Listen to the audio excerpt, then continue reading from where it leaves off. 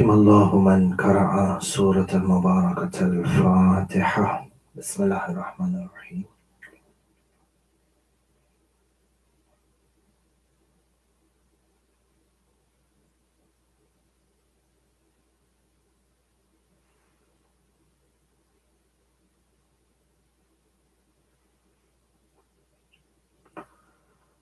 أعوذ بالله من الشيطان اللعين الرجيم. بسم الله الرحمن الرحيم. الحمد لله بارئ الخلائق الأجمعين، باعث الأنبياء والمرسلين، ثم الصلاة والسلام على أشرف الأنبياء، حبيب قلوبنا وشفيع ذنوبنا أبي القاسم محمد. اللهم صل على محمد وآل محمد. ثم الصلاة والسلام على أهل بيته الطيبين الطاهرين المعصومين المظلومين، لا سيما ولي الله الحجة ابن الحسن صاحب الأمر والزمان. اللهم صل على محمد وآل محمد. روحي وأرواح العالمين له الفداء، ولعنة الله على أعدائهم وعلى منكر فضائلهم من الأولين والآخرين إلى قيام يوم الدين. آمين رب العالمين. أما بعد، قال الله تعالى في محكم كتابه الحكيم: بسم الله الرحمن الرحيم. أطيعوا الله وأطيعوا الرسول وأولي الأمر منكم. صدق الله العلي العظيم وآمنا به. نوروا مجالسكم بذكر محمد وآل محمد. اللهم صل على محمد وآل محمد وعجل فرجه. أعظم الله أجورنا وأجوركم بمصيبة استشهاد حجة الله في الأرض مولانا إمام محمد بن علي الجواد صلوات الله وسلامه عليه. May Allah subhanahu wa ta'ala reward the mu'mineen for upholding the painful occasion of the martyrdom of Imam Muhammad bin Ali al-Jawad alayhi salam. And may the Almighty Lord grant us the opportunity to perform the ziyarah of Imam al-Jawad in the blessed city of Qadmain, and the ziyarah of his grandfather Imam al-Kadhim, whom he is buried side by side. And may the Almighty Lord grant us the shafa'ah of Imam al-Jawad in the Akhirah, and may we be blessed with the presence of Imam al-Jawad during the time of ihtidar and sakarat al-maut, and the lowering into the grave and the first night of the grave. All of this with the barakat of a loud salawat ala Muhammad wa ali Muhammad. Allahumma salli ala Muhammad wa ali Muhammad wa ajjal farajah. Ahibbai kalam, in regards to the trials and the tribulations that surrounded the period that marked the imamate of Imam al-Jawad, is one that deserves attention in order for us to appreciate and to understand the difficulties the trials and the tribulations that the generations before us went, such that you and I have this great religion that we are able to follow today. The trials and the tribulations that were put through the belief in wilayah, such that you and I have the opportunity to love and to follow and implement the teachings of Ali Muhammad. And you find that throughout history, different challenges and different difficulties were placed in the way of Ahlul Bayt and in the lovers of Ahlul Bayt, and numerous attempts across the passage of time until this present day, where efforts are exerted, be it through violence or even through non-violence, by way of shubuhat and doubts being planted in order to dilute and weaken this belief, the central belief in Islam, together with Tawheed and Nubuwah, being the belief in the concept of wilayah. And you find that the period leading up to the birth of Imam al-Jawad alayhi salam shows us these particular aspects and the particular flavor of difficulties and threats that surrounded tashayyu' in its essence. For you find that the difficulties and the trials and the tribulations that Imam al-Jawad alayhi salam faced in essence were to a great extent challenges and difficulties that were faced by his father Imam Ali ibn Musa Rida salawatullahi wa salamuhu alayhi even before him. For you find that by way of example, some of the challenges that were faced by Imam al-Jawad alayhi salam were challenges that were faced by his father Imam Rida alayhi salam, and by particular way of example was the challenge and the problems that were posed towards the A'immah and towards the followers of Ali Muhammad, particularly by the sect known as the Waqifiyah. And there is great lesson to be learned from history, for indeed history repeats itself. فَتَأَمَّلُوا أَحِبَائِ. Pay attention and reflect over this part and this aspect of history carefully and see how it applies to us in this day and age and how applicable it will be in the near future upon the dhuhur of Maulana Sahib al-Amri wa Zaman. Allahumma salli ala Muhammad wa ali Muhammad. For historians narrate for us that the Waqifiyah were a breakaway sect or a rebel sect that emanated from the mainstream Shia Ithna Ashari due to their deviant beliefs in the concept of Imamah. For you have from the Waqifiyah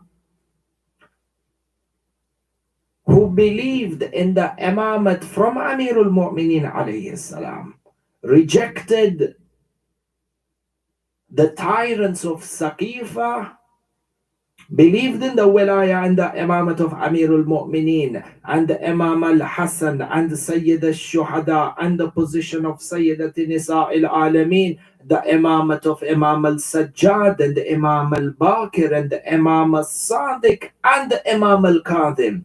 Believed in 7 of the Imams of Ahlul Bayt, staunch believers. They even were ulama of the Waqifiyah to the extent that they played a central role in the preservation and the recording and the spreading of the teachings of Imam al-Sadiq alayhi salam.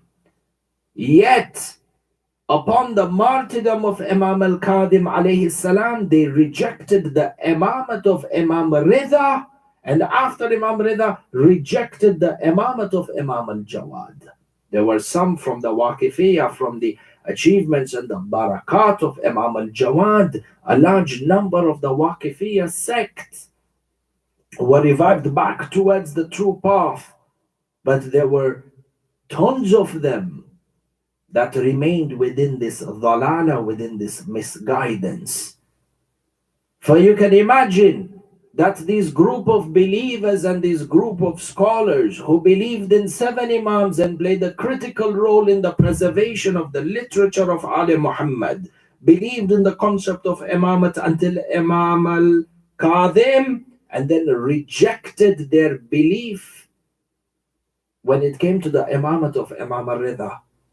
And there were a number of reasons that fueled the fans of fire when it came to building, establishing, and spreading the teachings of this deviant or rebel sect that were then known as the Waqifiyya.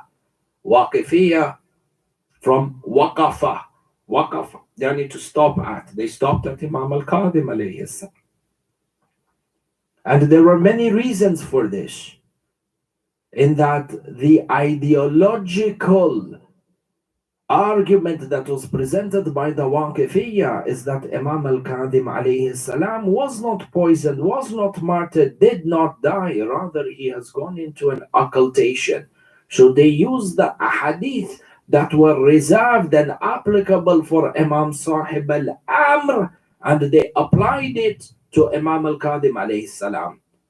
And as a consequence, on the assumption that these group of people did not have any other agenda, on the assumption that they classified the wrong set of hadith upon the wrong set of imams, they ended up becoming the enemies of Ali Muhammad.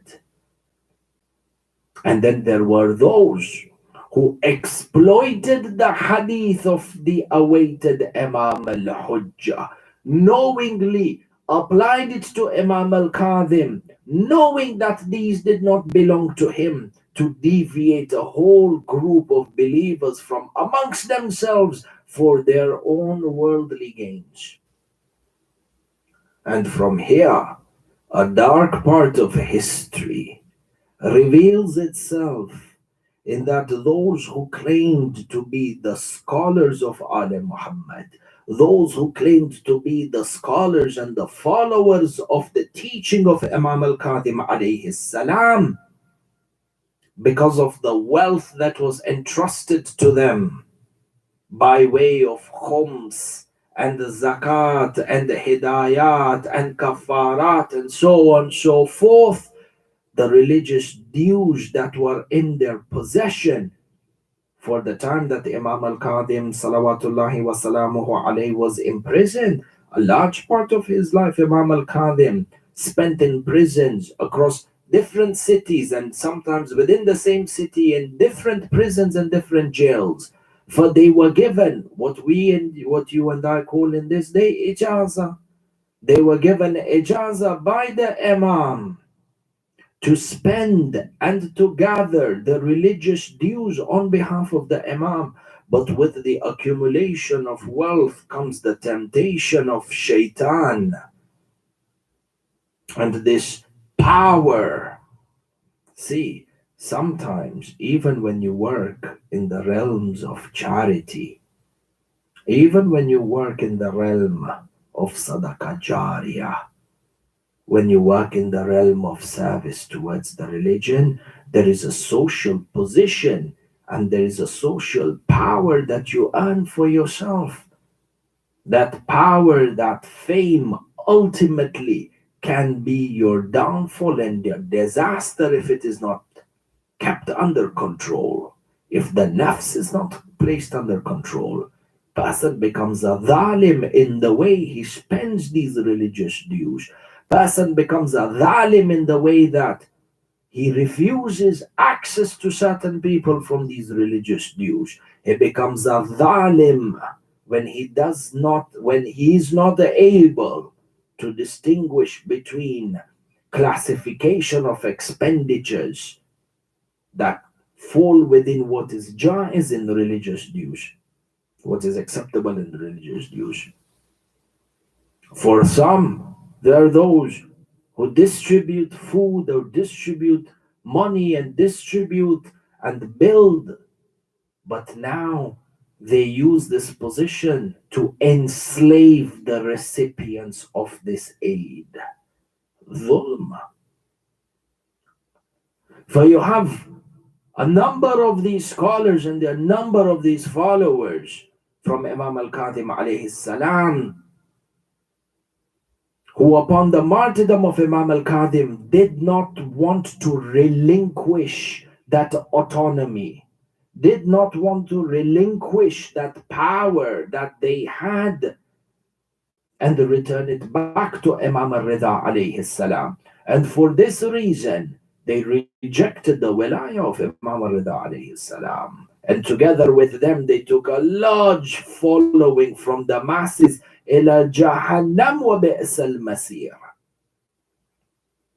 And you find that much as Imam al-Rida alayhi salam engaged in dialogue and conversation, and he prepped and encouraged his followers to debate and to guide the Waqifiyah, you find that they would come back and they would taunt Imam al-Rida alayhi salam. Books of history narrate an incident by a person named Hussein ibn Qiyamah. Hussein ibn Qiyamah was from one of the grand followers of Imam Sadiq alayhi salam. Narrated and recorded hadith from Imam al-Sadiq and Imam al-Kadhim. Yet look at what the books of history narrate. He was from the Waqifiyah. And he once comes to the house of Imam al-Rida alayhi salam. And he says to Imam al-Rida, because as you know, Imam al-Rida wa ta'ala until the age of 40. Imam al-Rida alayhi salam did not have children until the later stage of his life. For Imam al-Jawad alayhi salam was born to Imam al-Rida at the age of 40. For prior to this event happens. Hussein ibn Qiyamah comes to Imam al-Rida alayhi salam and he says to him, I heard a hadith from Imam Abi Abdullah. I heard a hadith from Imam Abi Abdullah alayhi salam, yani Imam al-Sadiq, where he says a ma'soom imam. From the characters and the qualities of a ma'soom imam is that he cannot be an infertile or a sterile male. وَالْعَيَاذُ بِاللَّهِ وَلَا حَوْلَ وَلَا قُوَّةَ إِلَّا بِاللَّهِ. Take a moment to ponder over the behavior of Hussein ibn Qiyamah. And he goes on to tell Imam Rida, and clearly at your age of 40, because you do not have offspring, this proves that you are a sterile male. Hence, you cannot be the Imam.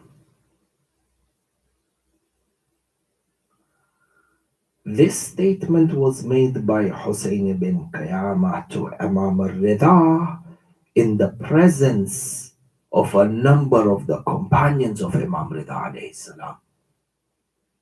Narrations mention that when Imam Rida alayhi salam heard this argument from Hussein ibn Qiyamah and the manner in which Hussein ibn Qiyamah spoke, the tone with which Hussein ibn Qiyamah spoke to Imam Rida alayhi salam, the Ma'soom Imam lowered his head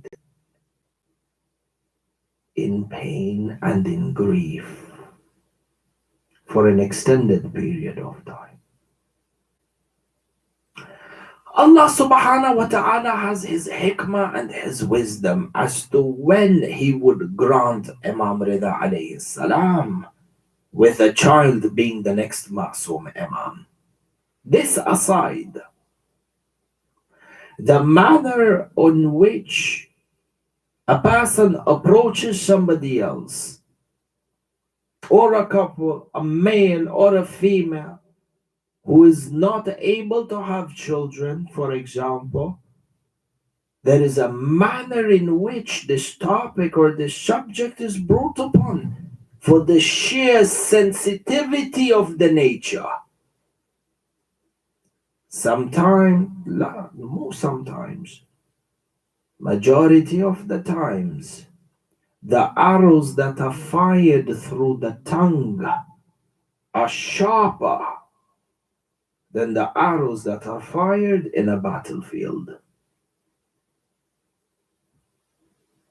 They hurt much more, the wounds are deeper, they take longer to heal if they heal at all. This is the humiliation that Imam al-Rida alayhi salam was subject to. Hadith Sharif goes on to say that Imam Rida, after an extended period of time, raised his head and replied in the most calmest of manners, with full akhlaq and composure. And he says to Hussein ibn Qiyamah, to paraphrase the words, that my life shall not end except that before that Allah Azza wa Jal shall bless me with a son who will be the Imam after me. Hayl Waqifiyah. And on the other hand, this breakaway sect, this rebel sect, was funded and encouraged, and their teachings given exposure by Bani Abbas. Basta'amalu ahibai. Look at the attitude of Hussein ibn Qiyamah, where he comes to Imam al-Rida and he tries to negate the imamate of Imam al-Rida using a hadith of Imam al-Sadiq alayhi salam. Person comes in opposition of a ma'soom imam and justifies his opposition by using another hadith from the grandfather or from the father of the imam. Mu'ajib. And you find this trend ever present in our day and age, where people will come, scholars or non-scholars, and they will attack the deen, attack certain aspects of wilaya, attack certain aspects of Imam al-Hussein and Karbala and Azadari. They will attack and condemn these aspects of religion using hadith. They misquote or misunderstood the hadith, and this misapplication of hadith to attack other aspects that are directly or indirectly related to wilayah.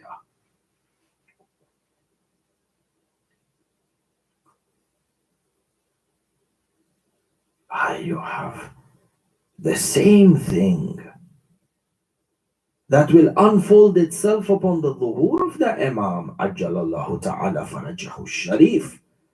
Hadith Sharif, numerous we have that state when Imam al-Hujjah Ajjalallahu Ta'ala Farajahu Sharif shall begin this mass movement and this revolution of establishing a global government of peace and justice. Those who claimed to be scholars, those who claimed to be from the religious clique, will come to the Ma'soom Imam and they will recognize him as the Ma'soom Imam because they will address him as Yabna Zahra, or son of Zahra, which means they acknowledge he's the Ma'soom Imam. But they will say to him, Yabna Zahra, we have no need for you or your movement. We are happy the way we are. Hence, from the life of Imam al-Jawad, we need to pick these lessons from history, apply them on ourselves, and ensure that we do not fall into the same mistakes made by those in the generations before us in their disobedience towards the Ma'soom Imam of our time. On one hand, and number two, when we read through and learn these elements of history in regards to the trials and the tribulations that surrounded the generations before us. And during the times of the Imams, you have a sense of appreciation for this deen and this concept of wilayah, that you and I are blessed to be able to drink from that fountain. This is one. Challenges, trials, and tribulations that began even before the life of Imam al Jawad. And you find these tribulations continued, and in fact, they intensified because upon the birth of Imam al Jawad alayhi salam, the Waqifiyah now didn't have any legs to stand upon, and they had no argument or no reason to denounce or to negate the imamate of Imam al-Rida alayhi salam, especially those that use the argument that wal-ayadu billah, he was an infertile man. But you find upon the birth of Imam al-Jawad, the nature of the hatred towards Ali Muhammad and the concept of wilayah and the imamah took a different tone altogether. Hadith al-Sharif, this is narrated by Imam Abu Muhammad Hassan al-Askari salawatullahi wa salamuhu alayhi. Allahumma salli ala Muhammad wa ali Muhammad wa ajjal farajah. Hadith al-Sharif, where the Ma'sum Imam mentions that his grandfather Imam al-Jawad alayhi salam was much more tanned in his complexion. Imam al-Rida alayhi salam, as per the narrations, was a very extremely fair complexion. But Imam al-Jawad alayhi salam was much more darker in his complexion. He was much more tanned in his complexion. And when the Imam was 25 months in age, 25 months, yani 2 years and 1 month. When Imam al-Jawad alayhi salam was 2 years of age, a number of people from amongst the enemies of Ali Muhammad, either led by or in unity with the Waqifiyah, began to spread rumors within the Islamic Empire that due to the contrasting complexion of Imam al-Jawad and Imam al-Rida, they began to spread rumors doubting the legitimacy of the birth of Imam al-Jawad and his attribution as being the son of Imam al-Rida.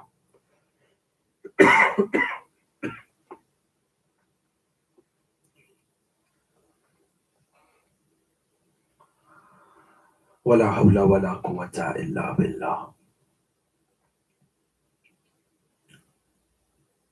To question the legitimacy of the birth and the attribution of a son to a father.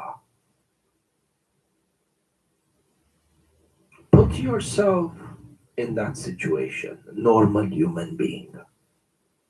If this was to be done to us or to our sons and daughters, how painful is this sort of a taunt and this sort of an accusation? Even if that accusation is proved wrong later on, the trauma, the social embarrassment,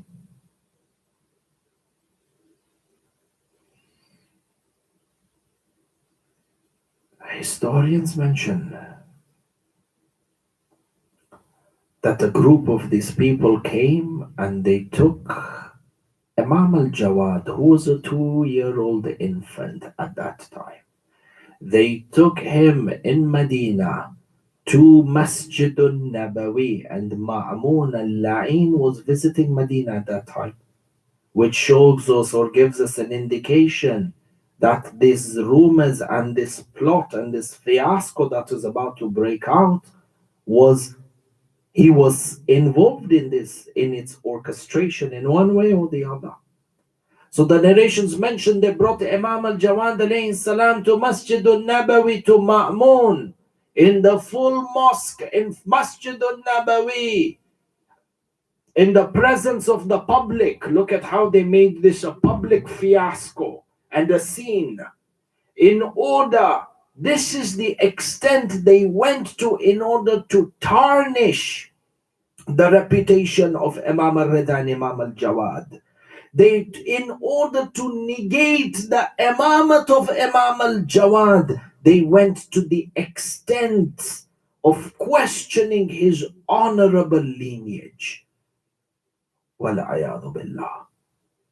Look at how low the enemy of Ali Muhammad can fall. No standards, no benchmarks, no sense of morality, la respect. They took Imam al-Jawad to Masjid al-Nabawi and they raised him in the public in front of everyone, and they said, Ali ibn Musa claims that this is his son. And clearly the complexion and the differences in the complexion between the father and the son are vast. From this complexion, it is enough for us to determine publicly that this son does not belong to that. This child is not the son of the father, as the father claims.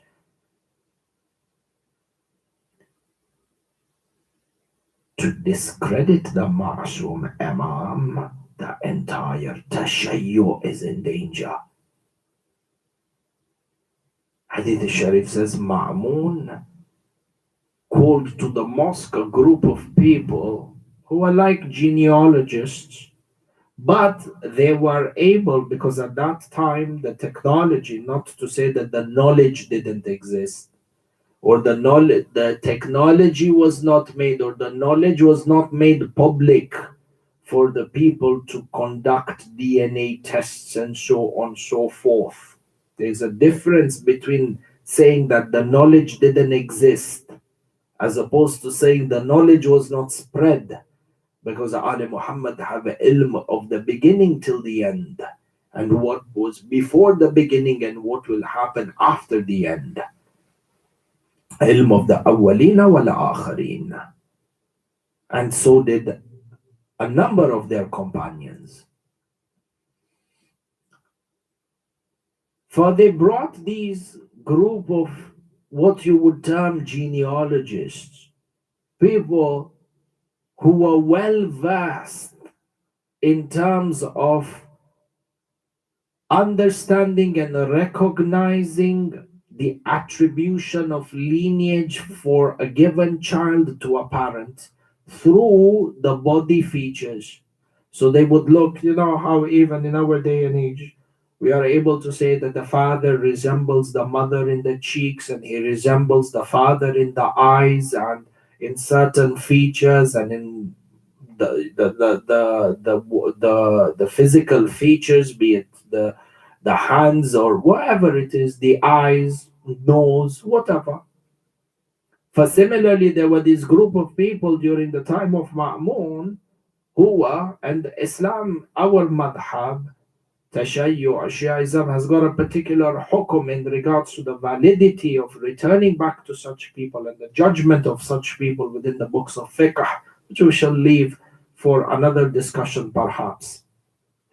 But they brought these people into Masjid al-Nabawi, and they publicly sat the people down, and they placed Imam al-Jawad, a 2-year-old infant, in front of this group of examiners, and they said publicly, examine this child who is claimed to be from the sons, or to be claiming to be the son, is claimed that this is the son of his father, Imam Rida. Verify the claim for us.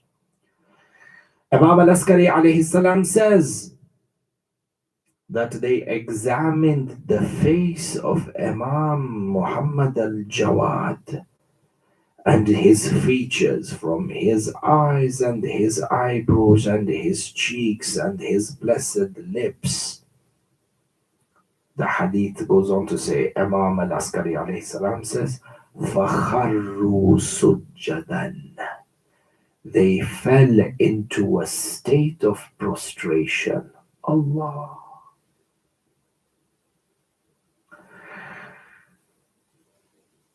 When you read certain verses of the Quran, sajda becomes wajib upon you.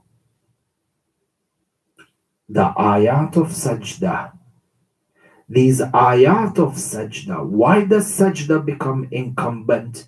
Because if you look at these verses in which the sujood or the sajda is wajib, or the verses in which there is mustahab sajdas, if you were to take all these verses and you were to combine on you, or you were to identify a common theme between them, you would come to the conclusion that the common theme between the verses in which a sajda is ordained is because it elaborates or alludes towards submission to the signs of Allah. Submissions to the ultimate signs of Allah subhanahu wa ta'ala. The signs and the ayat of Allah are so manifest, His grandeur is manifest through these signs, such that the heart has no other option but to submit, and that submission is demonstrated through a sajda. In the same way that when you examine the verses of the Quran and you look at the ayat of Allah within the Quran on Samit, there is a sajda when you look at the Quran on Natik, which is the most grand sign of Allah Azza wa Jal, the grandest of the ayat of Allah in the Quran Samit. You are forced to go down into sujood. They fakharru sujjadan. They fell into a state of sajda. And they turned to the crowd and they turned towards Ma'mun. To paraphrase their reaction, they said, and do you doubt in the lineage and the chastity of the lineage of a child through whose features we are able to understand that he is a shining light without any doubt from the lineage of Rasulullah and Amir al-Mu'mineen Ali ibn Abi Talib salawatullahi wa salamuhu alayhi. Allahumma salli ala Muhammad wa ali Muhammad wa ajil faraja. An attempt to publicly shame Imam Rida and to publicly shame Imam al-Jawad ended up becoming one of the greatest points of establishing the truthfulness of Tashayyu' and Shi'ism, the Wilaya and the Imamat of Imam al-Jawad alayhi salam.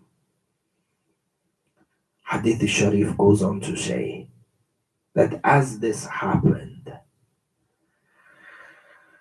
Imam al-Jawad began to speak in the most eloquent and precise Arabic language. He began to address the crowd inside of Masjidun Nabawi at the tender age of 2, where he said, Alhamdulillah alladhi khalaqana min nurihi biyadih wastafana ala bariyatih وَجَعَلَنَا أُمَنَاءَهُ عَلَى خَلْقِهِ وَوَحْيِهِ. Imam al-Jawad, at the tender age of 2, addressed the entire crowd in a pure and eloquent manner, where he said, praise be to Allah subhanahu wa ta'ala, who has created us from his nur. بِيَدِهِ. Now this kalam has a lot of tafsir inside of it. Yani biyadih yadullah. Who is this yadullah? What is this yadullah? What is the symbolism of yadullah in this statement of Imam al-Jawad? Allah is a bahr, an ocean of ma'rifah in the reality of Aqidah. He says Allah Azza wa Jal created us through His nur or from His nur. And He has made us superior and purified us over the rest of creation and made us His trustees over the creation and over the revelation. Allah, the trustee and the guardian of Allah over the creation, yani wilaya takwiniya, and over the revelation. وَجَعَلَنَا أُمَنَاءَهُ عَلَى خَلْقِهِ وَوَحْيِهِ. The guardian of Allah over the entire creation, yani the destiny of the entire creation through them, and the guardians of the revelation through them, yani wilaya takwiniya and the wilaya tashri'iyya. And kalam tawil in regards to what Imam al-Jawad said in that stage. And from here, Ahibba'i, for those of you who are Ahl al-Ilm and Ahl al-Fiqh and Ahl al-Quran, when you hear the incident of Imam al-Jawad, 2 years of age, speaking from the cradle, because the public or the enemies of Imamat and the enemies of Deen wanted to discredit him by accusing the father of lack of chastity. The Quran comes into your mind, for this very same plot was used on Nabiullah Isa and his mother Sayyidah Maryam. And in the same way that Sayyidah Maryam, and in the same way that Nabi Isa not only dismissed those accusations and exposed them, he asserted his nabuwat, and in the same way Imam al-Jawad asserted his imamat. Tashabuh, the similarity between Nabi Isa and Imam al-Jawad in this particular case. Shufu ahibai. And you refer back to the Quran, Surah al-Maryam, and I believe verse 26 onwards.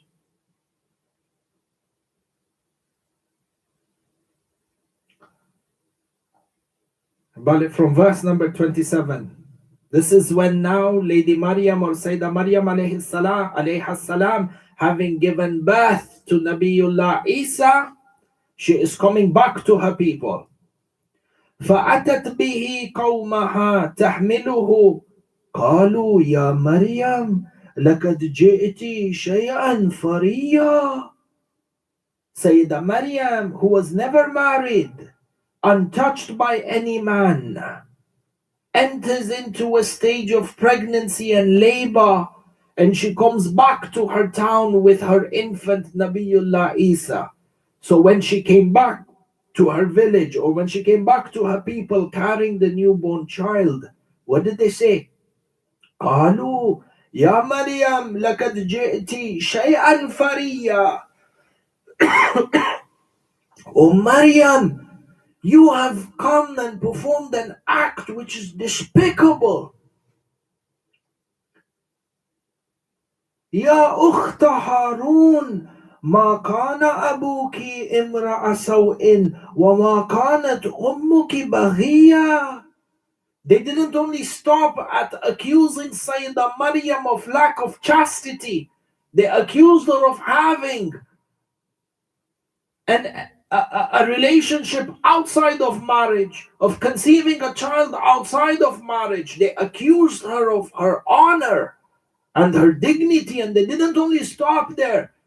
They went ahead and they accused the parents and the brothers of Sayyidah Maryam. Ya Ukhta Harun, They brought in the brother. Your father was not like this. Your mother was not like this. Not only did they attack her honor, they attacked the honor of the entire family. You find this Bain al Qawsain, you find this to be a normal trend. Well, yani not normal in an acceptable, but you find this to be a common trend. When I have a problem with somebody, I don't restrict my problem to them. I will include even their entire family members. I have a problem with one person, I will find fault and I will accuse not only him but the entire family. Sahih Lola?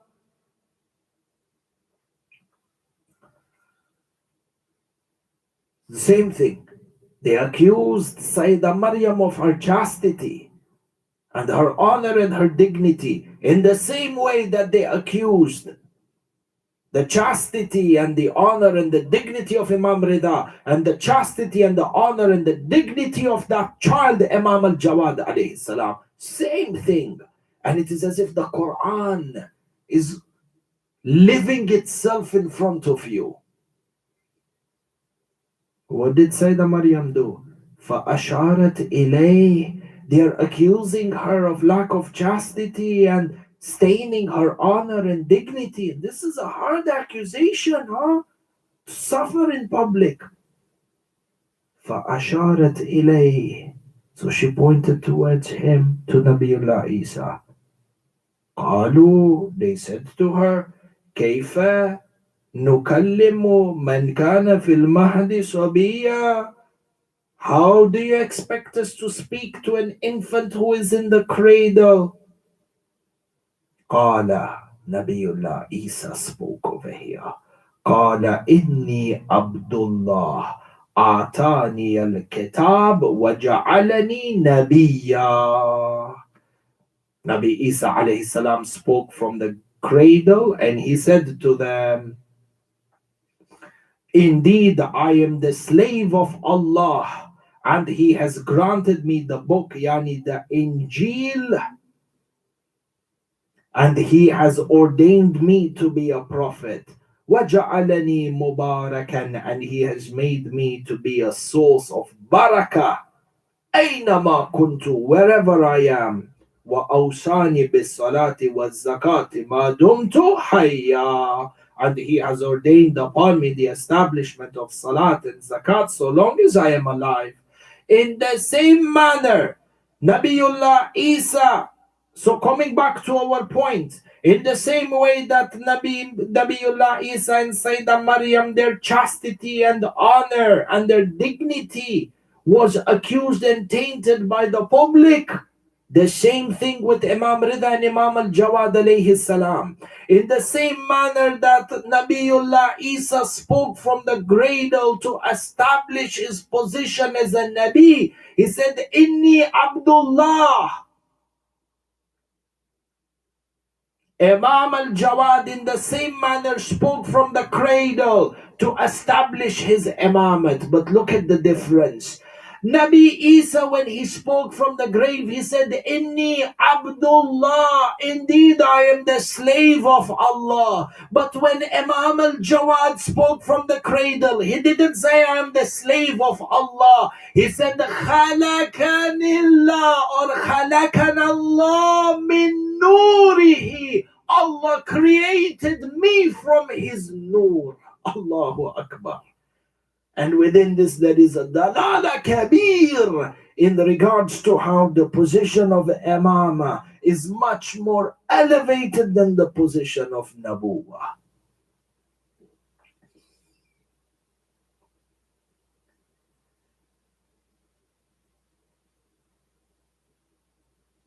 Until the end. For the people who are in Masjidun Nabawi, it was as if Surah Maryam has come to life through Imam al-Jawad alayhi salam. It is as if they could see and envision Nabiullah Isa inside of Imam al-Jawad alayhi salam. And you find that this incident of Imam al-Jawad became the single most powerful event that granted and afforded publicity to the teachings of Ali Muhammad and to Shiism, attracted people from all corners of the Islamic Empire and beyond to embrace Ali Muhammad and the teachings of Shiism.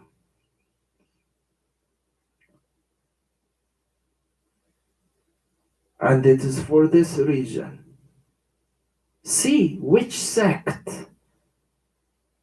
in Islam has an imam that has performed feats like this outside of the imams of Ali Muhammad. Look at the imams of these other sects, those who are in kufr and najasa for most of their lives before they came under the fold of Islam.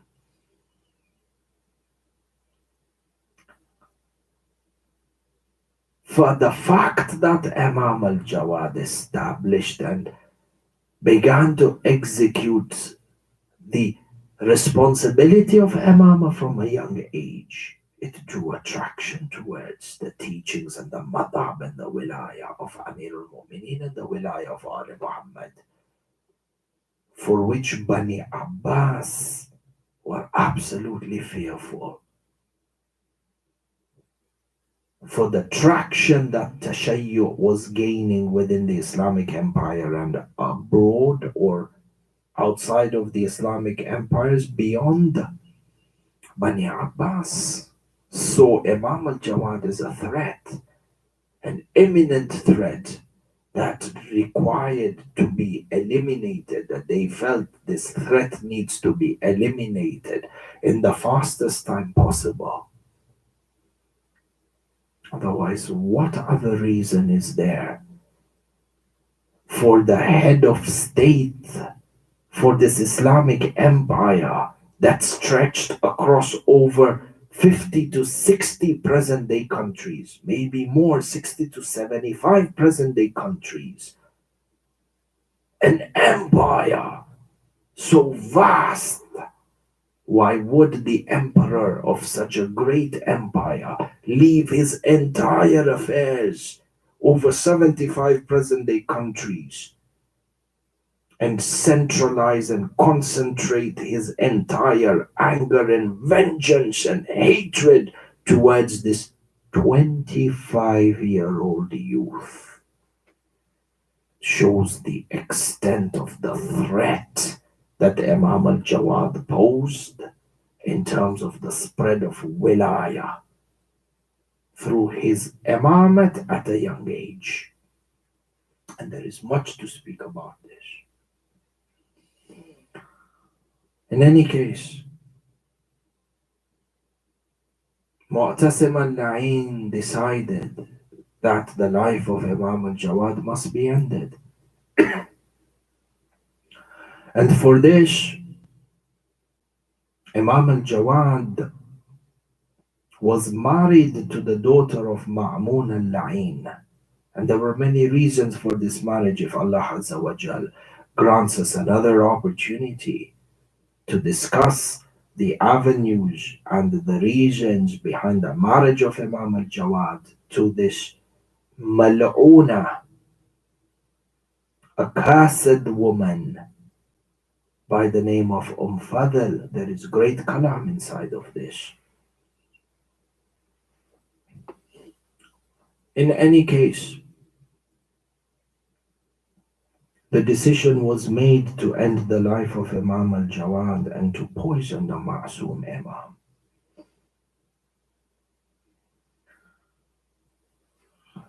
The narrations mention that Imam al-Jawad alayhi salam took his final breath and was martyred on the last night of Shahru Dhil Qa'ad.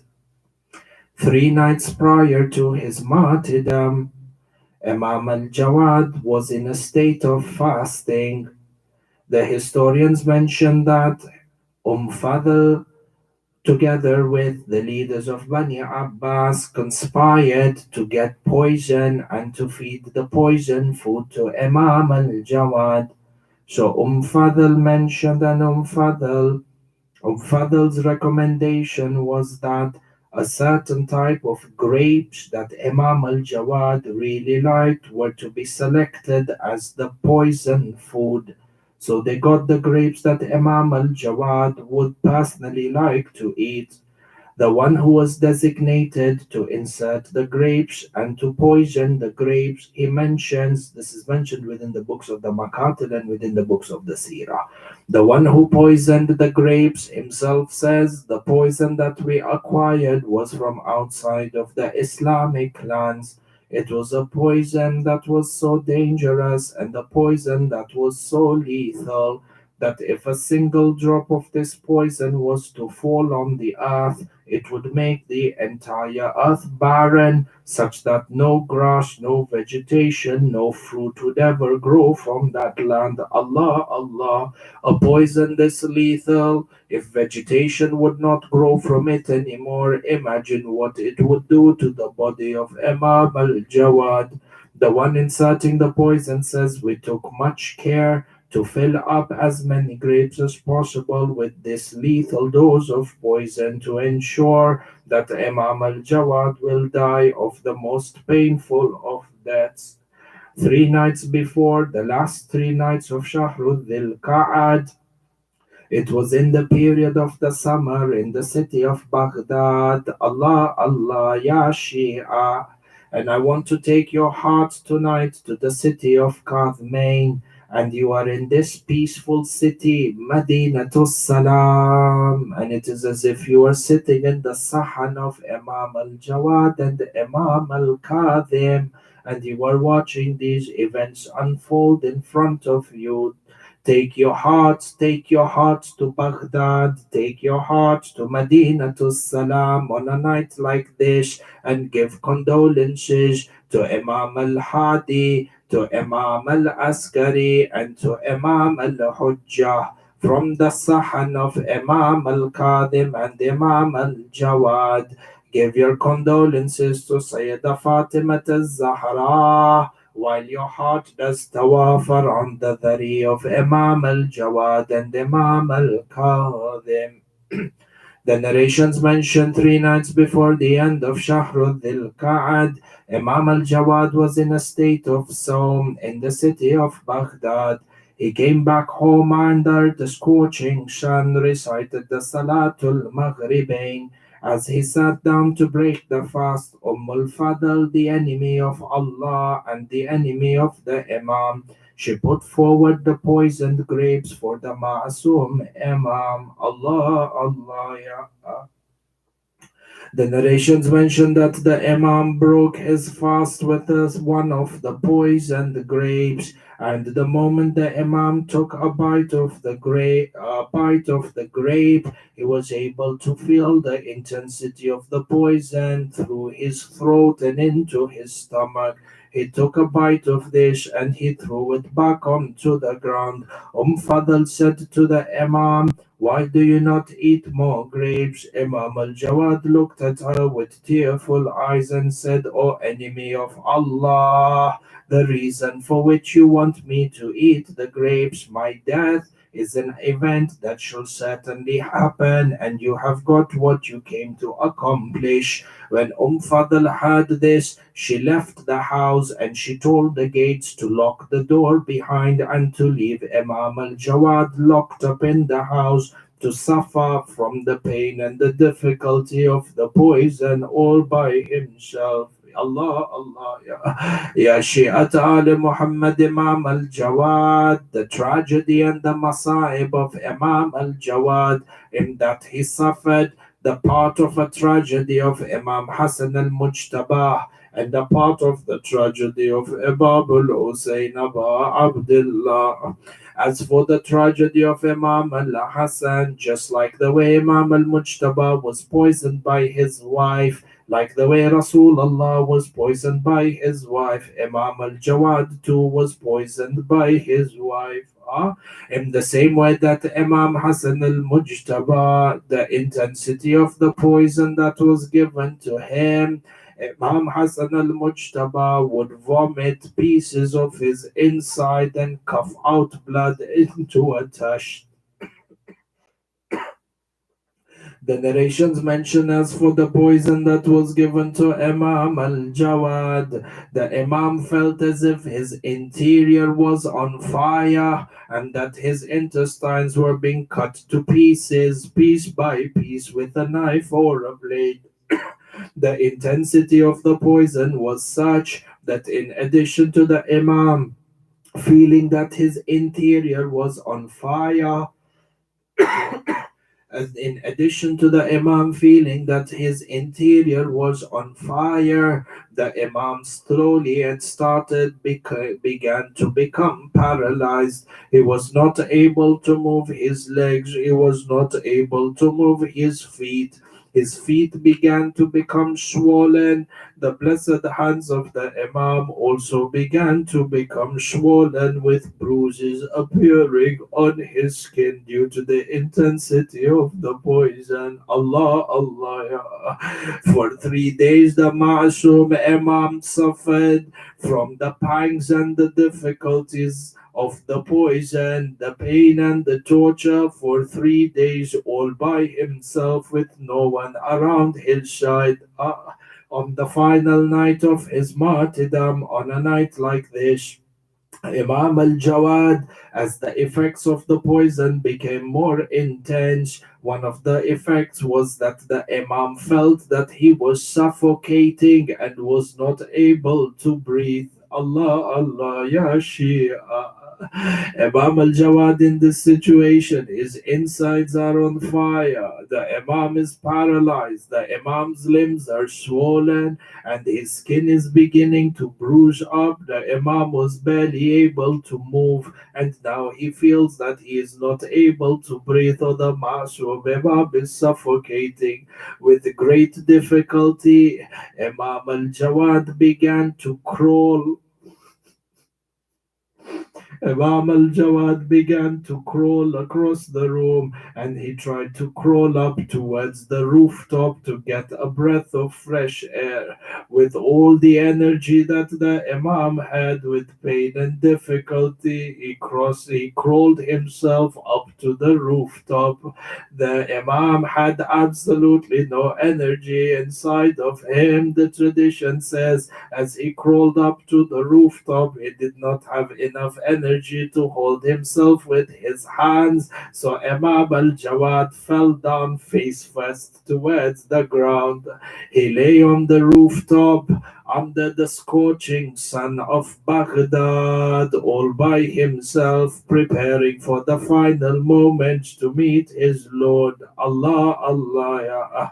Imam al Jawad then painfully turned himself and he lay down on his back. The Ma'asum Imam faced towards the Qibla. He straightened his hands, and with great difficulty Imam al Jawad straightened his legs. Facing towards the Qibla, the Imam began to whisper out the Shahada. أشهد أن لا إله إلا الله وحده لا شريك له وأشهد أن محمدا عبده ورسوله. The Imam recited the Shahadatain. The sweat of death began to drip across the forehead of Imam al Jawad. The Imam took one final breath. The Imam closed his eyes. Allah, Allah, the soul of Imam al Jawad departed from his body. The lifeless body of Imam al Jawad underneath the scorching sun of Baghdad. Rahim Allahu man nada wa imama. رحم الله من نادى وجوادا وإماما وسيدا. The lifeless body of Imam al-Jawad lay on the rooftop without a ghusl and the coffin underneath the sun. Ya Shiat al-Muhammad. On the third day, Fadl came back into the house to see what the state of Imam al-Jawad was. So she came with two of the security guards or two people from the army, the guards, into the house. They couldn't see the body of Imam al-Jawad. So she went upstairs up to the rooftop and they saw the lifeless body of Imam al Jawad laying without any movement on the rooftop. So the God said to her, Father, it seems this young man has died. Should we not bury the body? Look at the reaction of the Nasibi. Fadl says, I do not want to bury him. Rather, I want to see the humiliation of this body decompose and stink in front of me. Allah, Allah. The narrations mention that this is the body of Imam al Jawad. A scent of, in fact, a strong scent of musk began to emanate from the body of Imam al Jawad, and the scent was such that it began to attract the attention of all the people in that street and in that locality. And then the narrations mention that the doves in the sky began to circle and fly around the body of Imam al Jawad with the scent of musk emanating, and the doves uncharacteristically circling and flapping their wings in the air in a circle around the body of Imam al Jawad. The Shias started to become nervous. They were not able to see. They haven't seen their Imam for the last 3 days, and now the scent of musk and the flying of the doves continuously over the house of Imam al Jawad. So they gathered around the house of Imam al Jawad, calling out towards him, Yabna Rasul Allah, Ya Aba Ja'far. They began to demand, they want to see their Imam. Fadl panicked, or the guards panicked, and they asked Fadl what should they do. For indeed, if the Abbasi Khalifa is to be accused for the murder of Imam al Jawad, they feared for repercussions and civil unrest. So they asked what they should do. Fadl Nasibi, and the hater of Ali Muhammad, the hater of Imam al Jawad as she was, she said to the gods, well, if the Shias want their Imam, then give them the body of their Imam from the rooftop. Allah, Allah, Ya Shia. This is where the tragedy of Imam al Jawad is similar to the tragedy of Imam al Hussein. The narrations mention that the guards picked up the body of Imam al Jawad from the rooftop and they threw the body. They threw the body of Imam al Jawad down to the ground, back to the Shia. Ya Shi'at Ali Muhammad, do not ask me how many bones were broken in the body of Imam al Jawad when his body was thrown from the rooftop. Allah, Allah, ya. But the manner in which the ribs were broken, there was the ribs of his grandfather Aba Abdullah in Karbala. In Karbala, ya. Sayyida Zainab says we were in the Khaymaga. Shamar al-Lain had raised the head of Imam al-Hussein on a spear. We were covering the eyes of the children lest they see and they get terrified. If Ruqayya was to see the father's head on a spear, the fear was that Ruqayya may die out of grief in the Khaybaga. Sayyida Zainab says as we were protecting the children, Umar ibn Sa'ad al-La'in called out for horsemen to trample on the headless body of Imam al-Hussein wa Zainabah. Allah, Allah, what heart did Zainab have to see them trample on the body of Imam al-Hussein? Horsemen riding from the east of Karbala, horsemen riding from the west of Karbala, and in the middle is the body of Imam al-Hussein. They trampled over the body to the extent that one of them says, we trampled upon the body of Hussein such that there was no difference between the flesh and the sands on the plains of Karbala. Inna lillahi wa inna ilayhi raji'un. Wa la hawla wa la quwwata illa billah. Ahbai, even if you are following this majlis from home, ensure that you dedicate some time to perform Matam and the Azah for Imam al Jawad. Matam Hussein, Matam Imam Jawad.